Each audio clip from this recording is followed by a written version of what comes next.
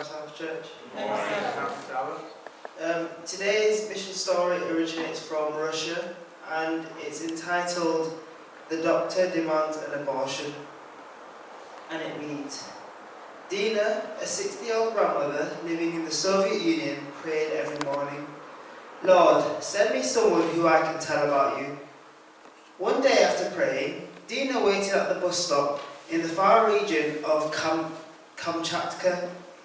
Noticing a pregnant woman, she asked, "Are you expecting?" And suddenly, the woman began to weep.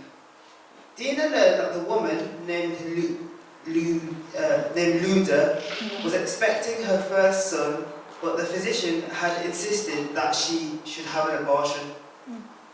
"I already have a little girl, and I've always wanted a boy," she said, with tears rolling down her cheeks. "But the doctors said that if I have this child, he will be stillborn and I will die."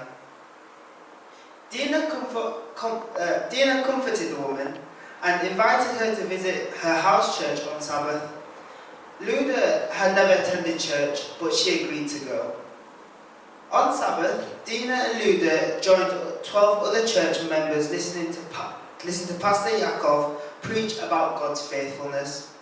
Afterwards, Luda shared her dilemma with the pastor.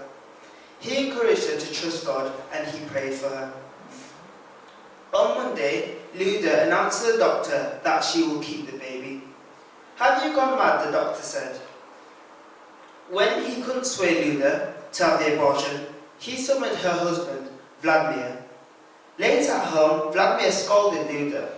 "Are you so selfish that you're willing to die and leave your daughter without a mother?" he said. "I will keep this baby," Luda replied. "I trust in God." "Who is this God you're talking about?" he replied. "There is no God," he exclaimed.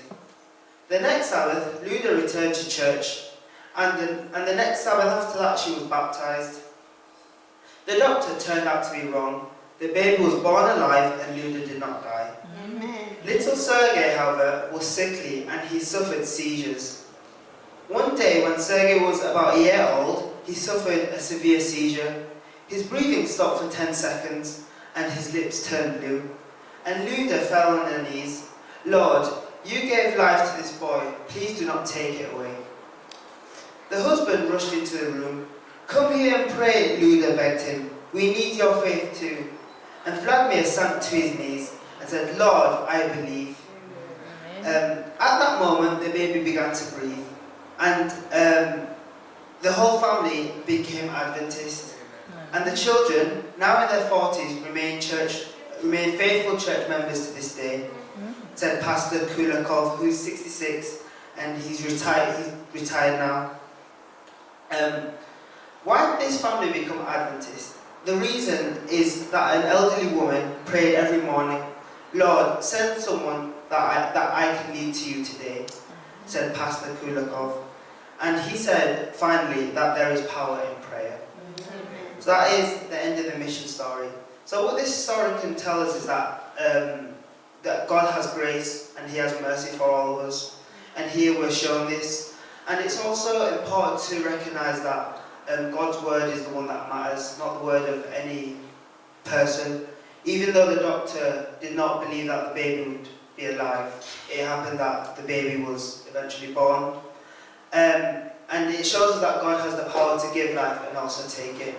And so it's important for us to remain faithful and to trust God in any situation, just as Luda did.